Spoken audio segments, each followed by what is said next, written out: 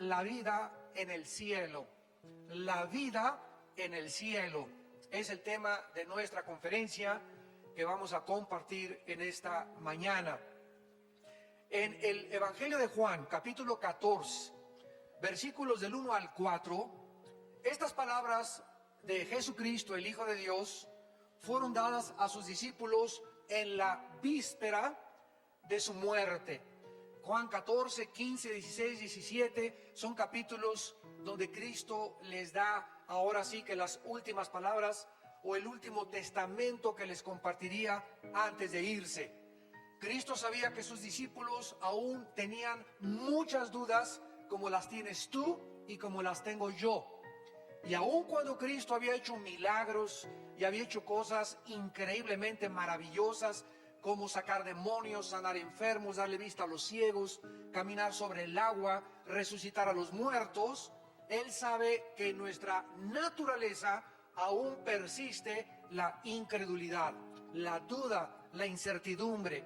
Entonces Cristo, sabiendo que Él iba a dejar este mundo y los discípulos se iban a quedar solos, les comienza a pronunciar, les comienza a describir la vida en el cielo y a compartirles este mensaje de motivación, de ánimo, de consuelo que necesitamos también nosotros en la época en que estamos viviendo.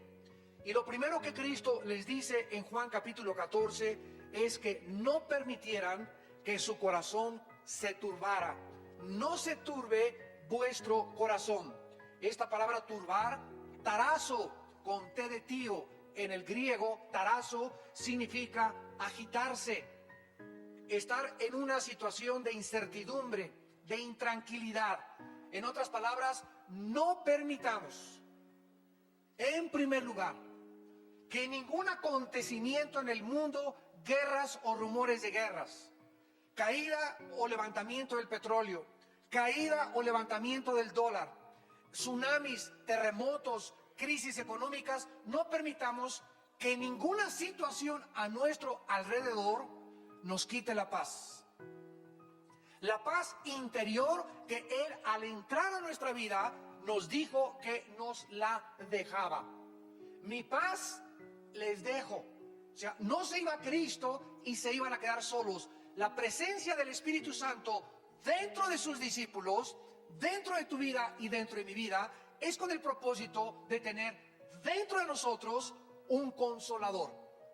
Porque la palabra consolador, paracletos en el griego, que se traduce abogado, significa alguien que es llamado al lado de otra persona para motivarlo, animarlo, ayudarlo a salir de las pruebas.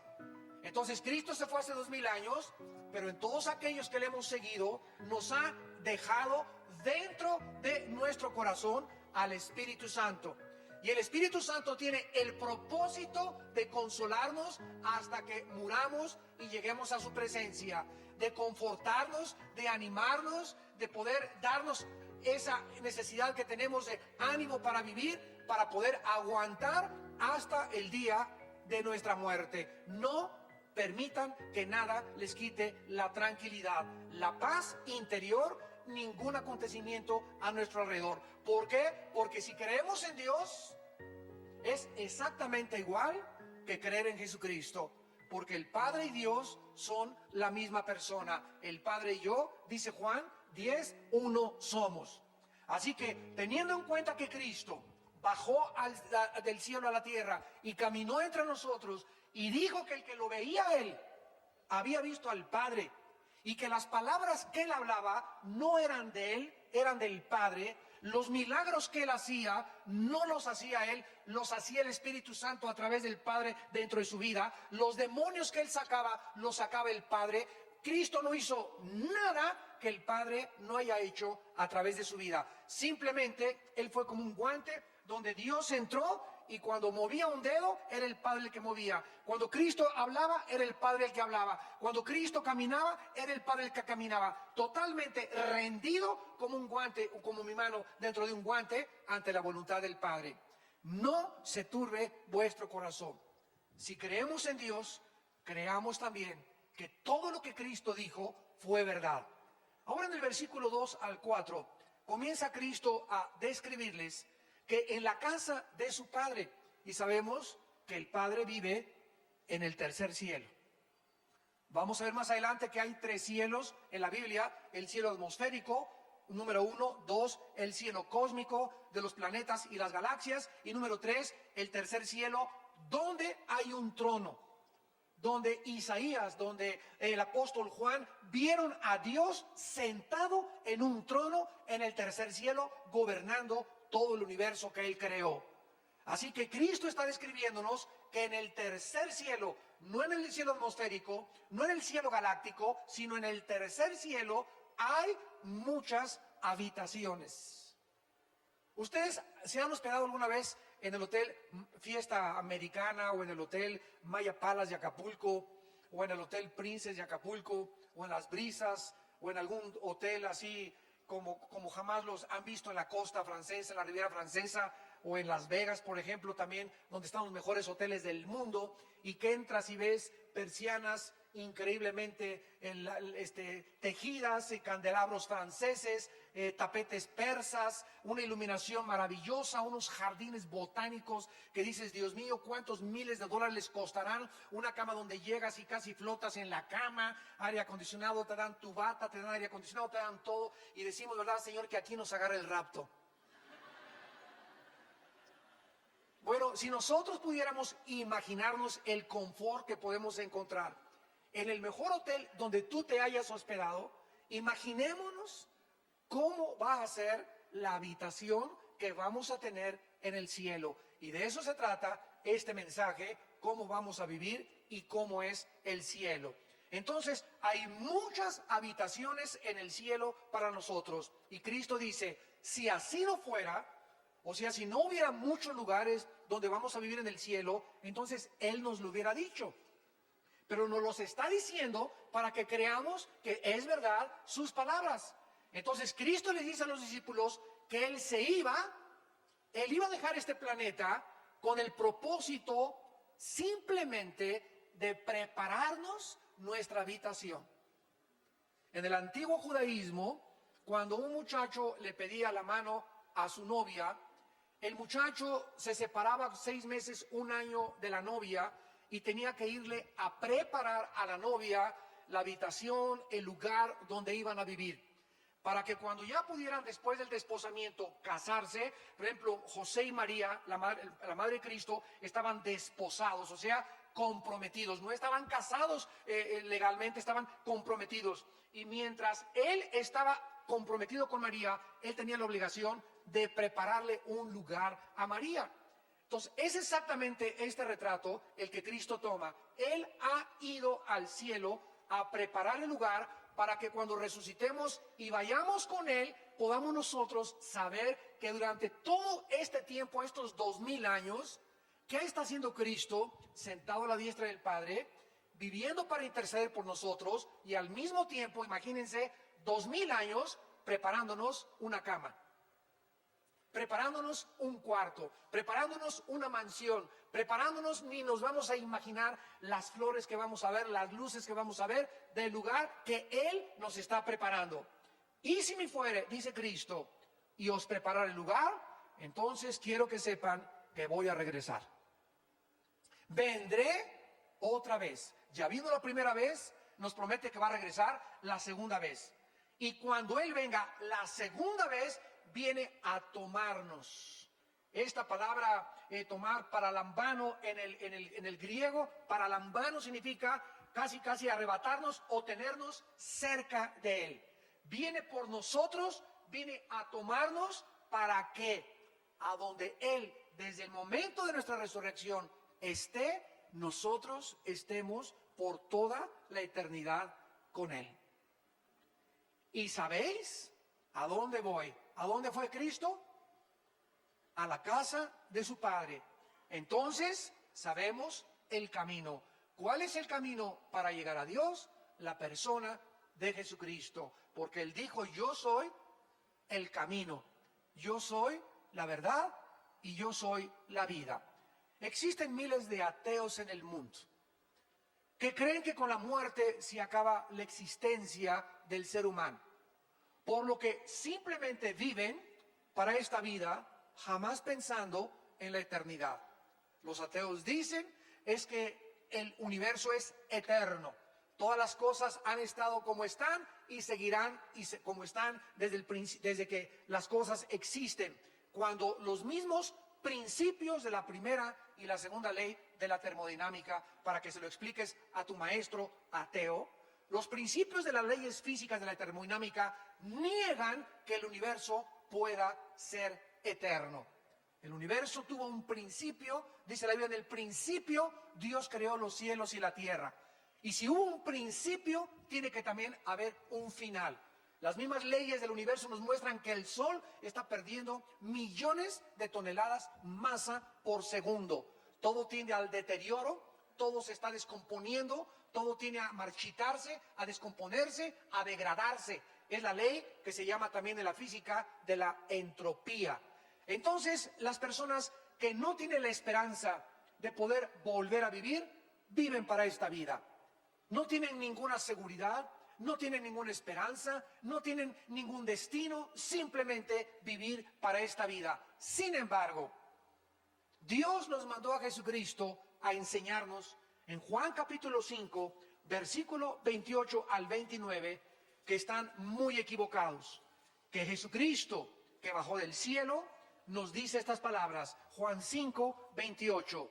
No se maravillen de esto, porque vendrá hora cuando todos los que están en los sepulcros oirán su voz, y los que hicieron lo bueno saldrán a resurrección de vida, mas los que hicieron lo malo a resurrección de condenación.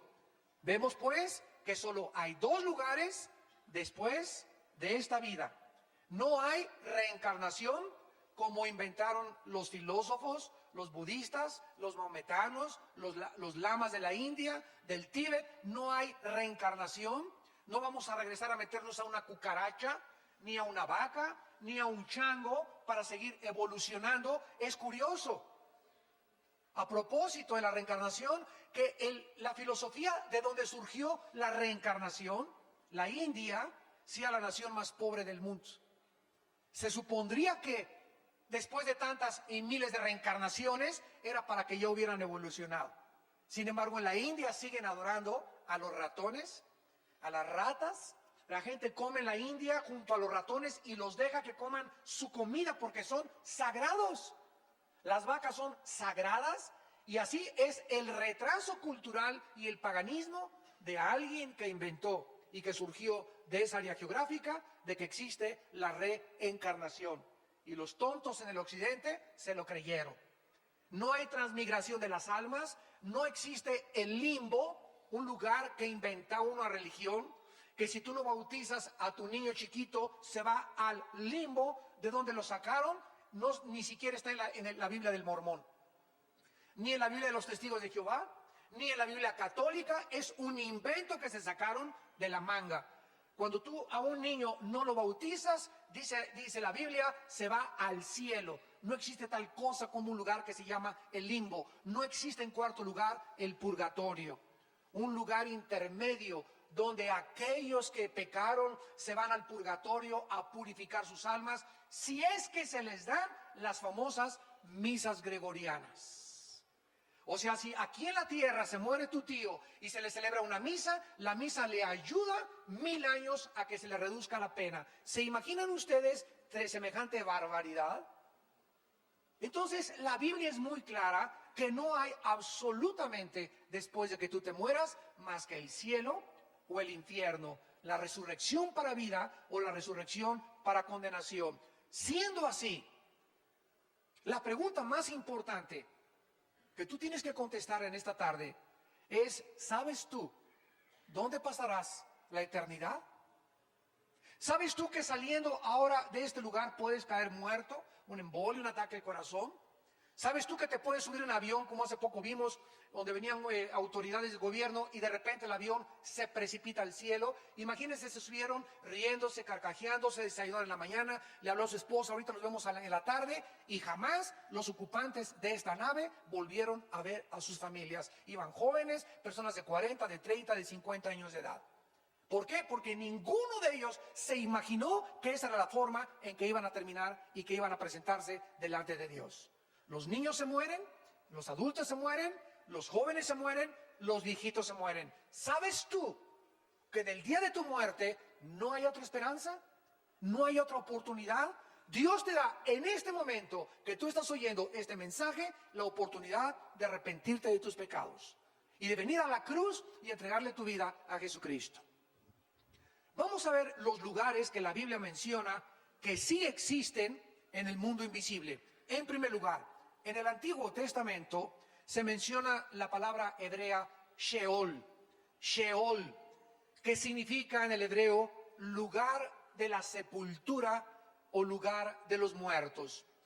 Todos los muertos en el Antiguo Testamento iban al Sheol y así lo revelaron los profetas del Antiguo Testamento. ¿Qué cosa era el Sheol? Nadie sabía. Únicamente que todos los espíritus, tanto de los buenos como de los malos, descendían al centro de la tierra, porque el Sheol se encontraba en el centro de la tierra. Por ejemplo, dice el libro de los Números, Coré se rebeló contra el pastor y todos los que lo siguieron, los rebeldes, fueron tragados al Sheol vivos. O sea, con todo y cuerpo, con todo y anillo de casado, con todo y la corbata, cayeron y se fueron directamente al Sheol, al centro de la tierra. Entonces, este era el lugar donde todos los espíritus humanos, después de la muerte, descendían a esperar a que Jesucristo muriera en la cruz del Calvario. Cristo baja a la tierra y cuando se traduce la Biblia del hebreo al griego, esta versión y esta traducción del hebreo al griego se llamó la Septuaginta. Cuando se tradujo la palabra Sheol al griego, se usó la palabra Hades con H, Hades. Y Cristo en Lucas capítulo 16, versículo 19 en adelante, les cuenta una historia a la gente de a su alrededor respecto al mundo invisible, al Sheol, que ahora era el Hades, y les dice cómo era este lugar. Cristo les dice que dos personas murieron. Uno era incrédulo, el otro era un pobre mendigo llamado Lázaro. Entonces mueren los dos y el rico, déspota, arbitrario, avariciento, ambicioso, descendió al Sheol junto con la otra persona, con la única excepción que al bajar al centro de la tierra, Cristo nos dice que estaba dividido. O sea, nunca los espíritus humanos que descendieron en el Antiguo Testamento estaban junto con los espíritus humanos de los justos. Este lugar en el centro de la tierra estaba dividido por una gran cima, una gran barrera. De un lado estaba el infierno, que se usa la palabra Gena en el griego para describir el infierno, que era el lugar donde tiraban la basura los judíos, y ese lugar se llamaba Gena, y usa Cristo esa palabra Gena para describir que era el lugar donde ardía el fuego. Y las personas en el infierno que murieron en el Antiguo Testamento estaban en el infierno ya sufriendo. Uno de ellos pedía a gritos que le dieran una sola gota de agua para poder aliviar su dolor en la lengua. Las personas en el centro de la tierra, en el infierno, Cristo dijo que tienen memoria. En esta historia, esta persona le grita y le dice: Padre Abraham, yo tengo muchos familiares allá en Metepec, allá en Lerma, por favor vayan y díganles que es verdad que existe el infierno, que no vayan cuando se mueran a caer a este lugar, de lo burlón que yo fui, de lo parrandero, borracho y jugador y mentiroso que yo fui. No quiero que vengan mis familiares a este lugar. Y Abraham le contestó y le dijo: ¿sabes una cosa? Que a través de los milagros nadie se va a convertir. Aunque un muerto se les aparezca, no se van a convertir. Ahí tienen a la Biblia, a Moisés y a los profetas. Y el que no se convenza a través de la predicación de la Biblia, porque la fe es por el oír, no es por ver, no es por ninguna otra cosa más que por oír la palabra de Dios, nadie se va a convertir. Esta fue la manera que Dios escogió y diseñó para que entráramos al cielo, creyendo la predicación del Evangelio de la gracia de Dios de Jesucristo. Entonces el Hades, que se tradujo del Sheol, el Señor Jesucristo reveló que estaba dividido en dos partes. En un lado estaban los condenados y en el otro lado estaban los justos desde Adán, Moisés, Abraham, Isaac, Jacob, José, Daniel. Todos se encontraban en el lado del seno de Abraham. Así se le llama, y también se le llama el paraíso. Entonces, esta palabra, dice la Biblia, es la que se usó para describir este lugar. Muy bien. Cuando Cristo muere, Él desciende al Hades, al centro de la tierra. Su cuerpo de Cristo se queda en la tumba. Ahí se quedó su cuerpo de Cristo, porque su cuerpo no había sido aún glorificado, y bajó en espíritu al centro de la tierra. Su espíritu se salió de su cuerpo y bajó al centro de la tierra al Hades. Y ahí fue a anunciar, fue a proclamar su victoria sobre el pecado, la muerte y Satanás. 3 días estuvo Cristo en el Hades. Y a los 3 días Cristo, a todos los que se encontraban en el lado del seno de Abraham, en el lado del paraíso, a todos los justos, los tomó Cristo. Y cuando resucitó Cristo, se los llevó con Él hasta el tercer cielo. Efesios capítulo 4. Subiendo a lo alto, se llevó cautiva a la cautividad. Y se presentó en el tercer cielo ante su Padre con todos estos millones de justos que habían creído el Evangelio en el Antiguo Testamento a través de la fe y de la gracia de Dios. Y ahora se quedaron allá en el cielo. Y de Cristo a nuestros días, desde la resurrección de Cristo hace 2000 años hasta nuestros días, todos los espíritus humanos que se mueren sin Cristo siguen descendiendo al centro de la tierra, al Sheol, al Hades. Ahí sigue estando aquí en el centro de la tierra el infierno. Hace algún tiempo yo había escuchado que habían sacado unas grabaciones de unos geólogos que habían metido unas sondas y habían tratado de entrar lo más que se pudiera al centro de la tierra, y escucharon gritos como de encadenados, gritos de desesperación. Y hace poco leí de un hermano cristiano con un hombre bastante serio y con una integridad en el ministerio, que me dijo que había otro equipo de personas que en el Triángulo de las Bermudas, el oceanógrafo Jacques Cousteau escribió en sus memorias, que es uno de los oceanógrafos más importantes, que cuando descendieron en el Triángulo de las Bermudas, que es un triángulo que está en el Mar Caribe, que es un triángulo con Cuba, las Bahamas y Miami, que se llama ese triángulo, que han desaparecido barcos y han desaparecido aviones. Ahí se encontraron, en el fondo metieron la sonda y fue donde descubrieron los gritos de personas. Eran como gritos de humanos que gritaban y como de encadenados, que nos muestra, ¿verdad? Yo lo creí porque la Biblia dice que una de las entradas al infierno es ahí en el Triángulo de las Bermudas. ¿Dónde lo dice? En Isaías capítulo 27, que Satanás es la serpiente del mar, la serpiente que se mueve en el mar. Y entonces, si el centro de la tierra es el lugar del infierno actualmente, tiene que haber salidas. Y una de las salidas del infierno son los volcanes también. Por eso siempre sale de los volcanes lava, azufre y fuego, que de acuerdo a la Biblia son los elementos que componen el infierno. Muy bien, tenemos en tercer lugar otro lugar invisible que la Biblia llama el Tartarus. Segunda de Pedro 2:4. Segunda de Pedro 2:4. Veamos todos estos lugares importantes, invisibles, donde se encuentran ángeles o demonios o espíritus humanos. Y antes de ver esta palabra en segunda de Pedro capítulo 2, quiero recordarles lo siguiente. En el infierno, en el centro de la tierra, no se encuentra Satanás, ni tampoco ningún demonio. Así que no vayan ustedes a seguir creyendo ese cuento, ¿verdad?, de que se quemen con los demonios en el infierno. Los espíritus humanos se encuentran en el infierno nada más. Vamos a ver ahorita que los ángeles tienen otra prisión que se llama Tartarus y los demonios tienen otra prisión que se llama el abismo. Y son totalmente palabras diferentes en su etimología, y también la descripción que la Biblia hace es diferente del infierno. Así que vamos por orden.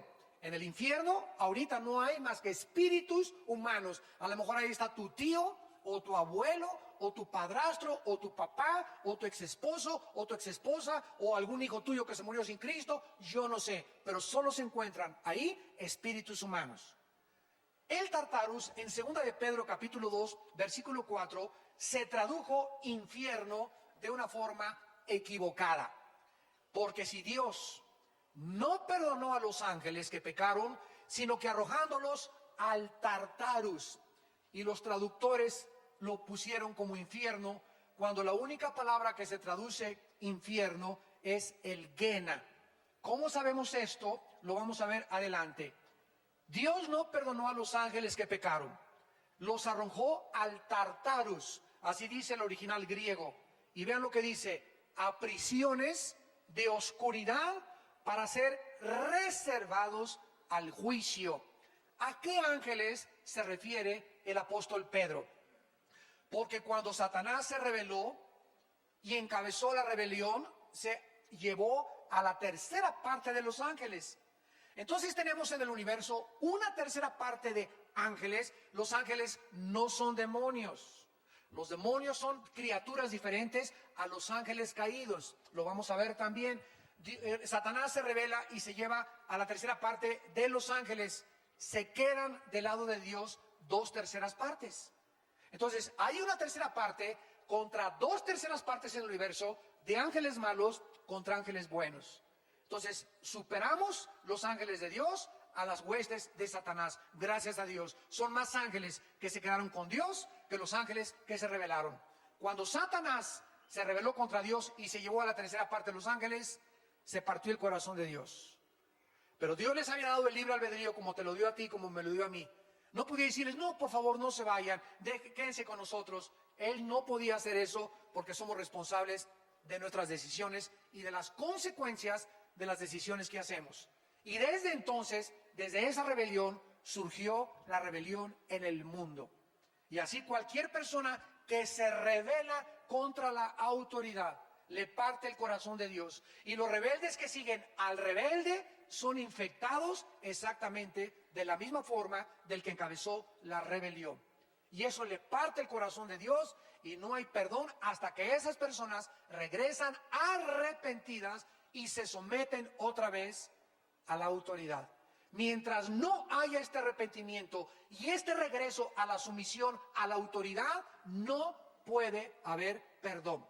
Porque el que encubre sus pecados no prosperará, mas el que los confiesa y se aparta y deja el camino de la rebelión, alcanzará la misericordia. Esto no quiere decir tampoco que a los rebeldes les vaya bien o les vaya mal inmediatamente. Hay muchos rebeldes que prosperan, como Esaú, como Judas, que Dios los deja que vayan y que vayan y que vayan y que vayan. Cuando de repente menos lo esperan, ¿verdad?, cae el juicio de Dios. Pero el hombre no puede ser engañado. Lo que nosotros sembramos tenemos que recoger.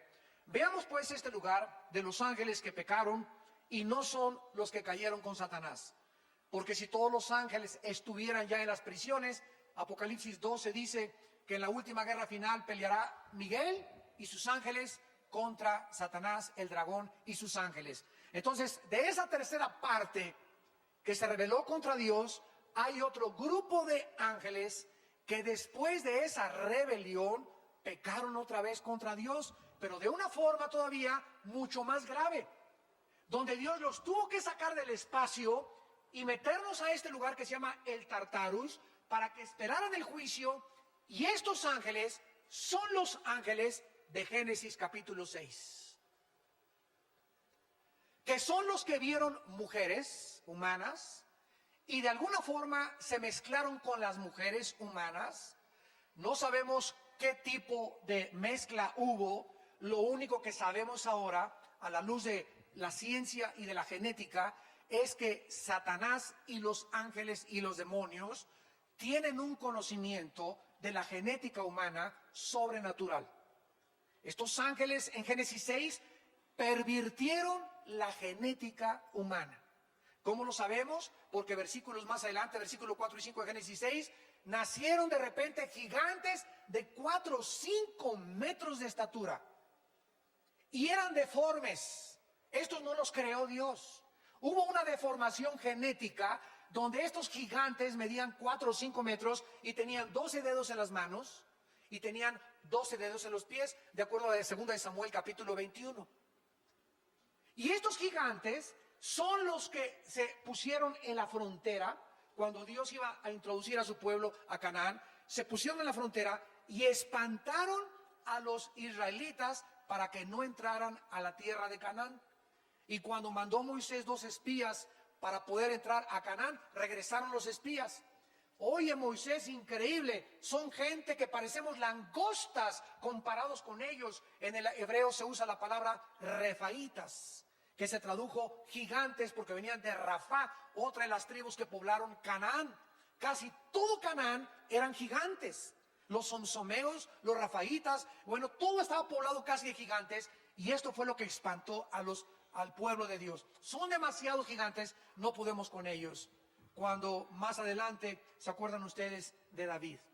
Un muchacho que cantaba a Dios, santo, santo, alabado sea el Señor, con su arpa, y de repente le dice a su papá David, oye, ve al campo de batalla, porque todos están paralizados por el temor, nadie quiere moverse, porque hay un gigante llamado Goliat, que ha retado al ejército de Saúl y les ha dicho, a ver quién en 40 días les doy para que me presenten a un guerrero, y si él me vence, y nosotros nos rendimos a ustedes, y si no, ustedes serán esclavos de nosotros. Y nadie, ni el rey Saúl, ni los guerreros de Saúl estaban espantados, nadie quería enfrentarse con Goliat. Y cuando David entra al campamento y oye al gigante retando al pueblo de Dios, gritando, insultando al pueblo de Dios, blasfemando al pueblo de Dios y al Dios de los ejércitos, le da la comida a sus hermanos y se presenta con Saúl y le dice, Saúl, déjame ir a pelear contra ese incircunciso filisteo, hijo de María Bonita, que vas a ver lo que le va a pasar.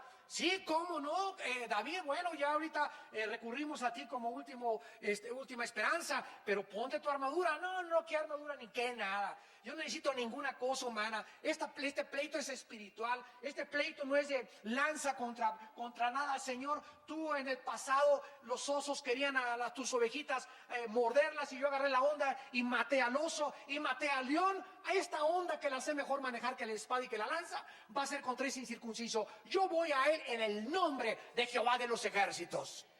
Y David se enfrenta a Goliat y le clava la piedra exactamente en el lugar vulnerable que tenía y que no lo tenía protegido. Desde entonces todos los cascos militares los hicieron así, protegiéndoles la frente. Y eso es verdad, ¿eh? Todos se acordaron de Goliat. Entonces vemos, ¿verdad?, de qué forma es David. Y Goliat tenía 5 hermanos, de acuerdo a 2 de Samuel 21. Y ustedes leen la vida de David. David fue el hombre que mató al primer gigante y que acabó con todos los gigantes. Y es interesante que David, cuando se acercó a Goliat, juntó 5 piedras. 5 es el número de la gracia. En otras palabras, cuando David se enfrentó a gigante, dijo esto cuando metió las 5 piedras: si me salen los 4 hermanitos, a los 4 me los echo también. Fue profética la batalla entre Goliat y David. Los gigantes habitaron durante 1000 años, de acuerdo a la Biblia. 1000 años poblaron el planeta Tierra los gigantes. ¿Quién cargó las pirámides de Egipto? Que pesan 2,5, 6 y 8 toneladas cada una.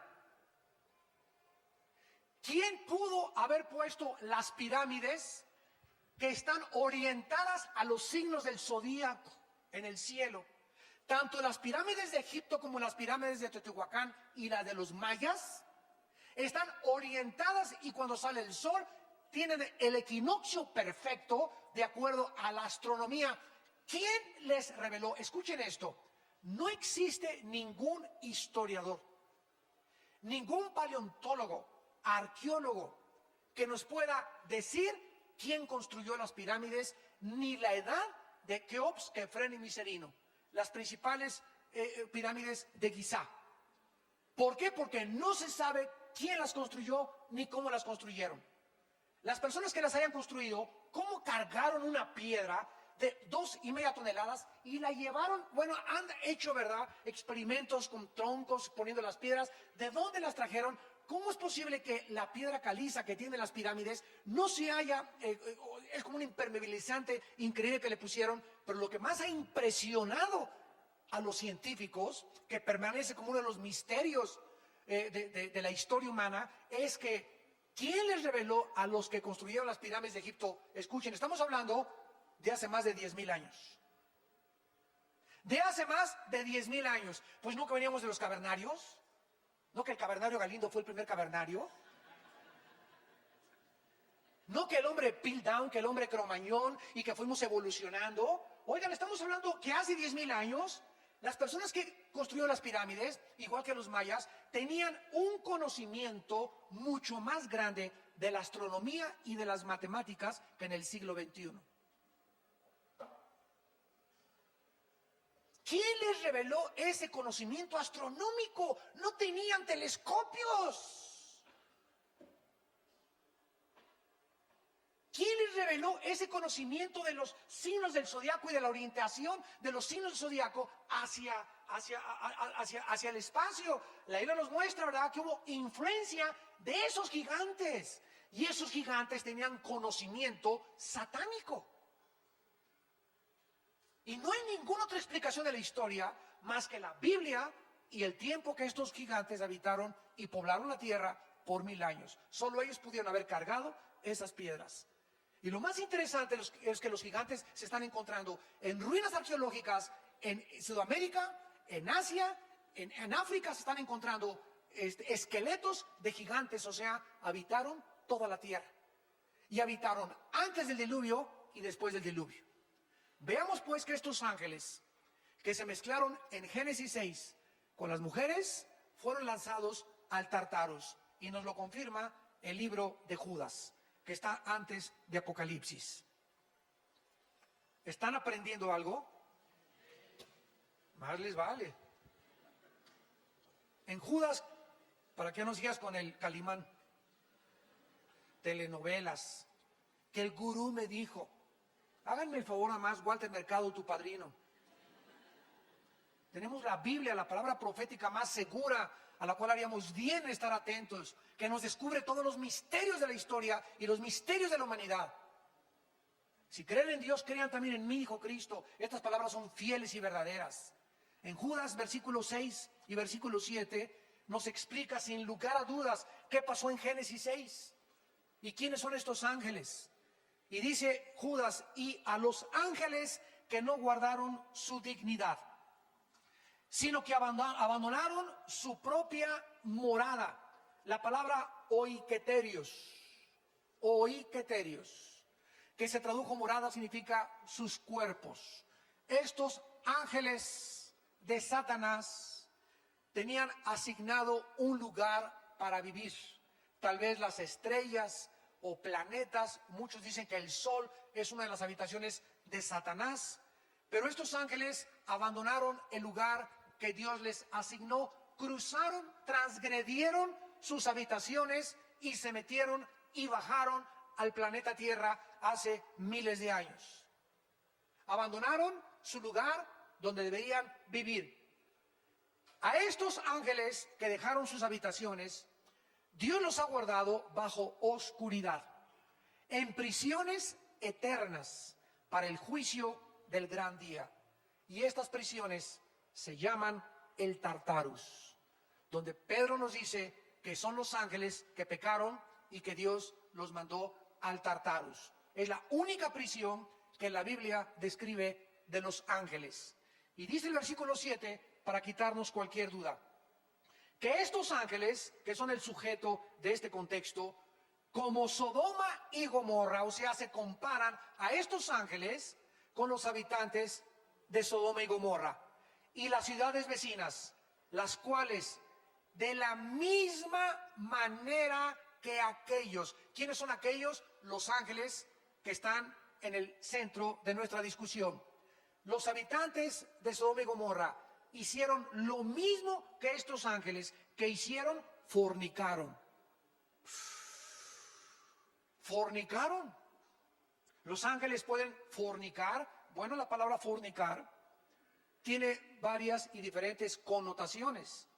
La palabra fornicar, porneia, de ahí viene la palabra pornografía, significa en la Biblia relaciones sexuales ilícitas. Dios creó el sexo y solo Dios puede determinar y autorizar dónde, cuándo y cómo podemos usar el sexo. El sexo no lo inventaron los psiquiatras, ni los psicólogos, ni los sexólogos, ni los sociólogos. Ningún ser humano tiene la autoridad de decirnos qué es el sexo y cómo debe ser usado el sexo. Así que si alguien te dice que tú eres hombre y te vistes de mujer y los sexólogos te dijeron que está bien, son unos mentirosos porque ellos no inventaron el sexo. Si tú no naciste hombre y te ves en el espejo y tienes el órgano masculino, entonces es que eres hombre. Y si tienes una mentalidad diferente, es que tienes un tornillo flojo en la mente. Porque no eres mujer, eres hombre. Y necesitas arrepentirte, cambiar tu vida y creerle a Jesucristo.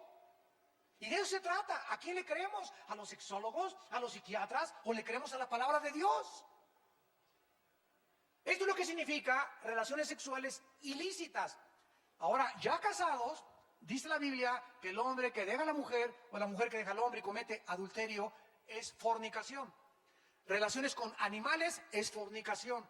Hombre con hombre es fornicación. Mujer con mujer es fornicación. El sexo solo puede ser usado dentro de la esfera y de la dimensión del matrimonio. Antes de casarte es fornicación, con animales es fornicación, con tu novio es fornicación, hombre con hombre es fornicación, mujer con mujer es fornicación, y todo lo que no sea dentro del matrimonio, y matrimonio entre Adán y Eva, no entre Jorge y Pepe, ni entre Lupita y Carmelita, sino entre un hombre y entre una mujer.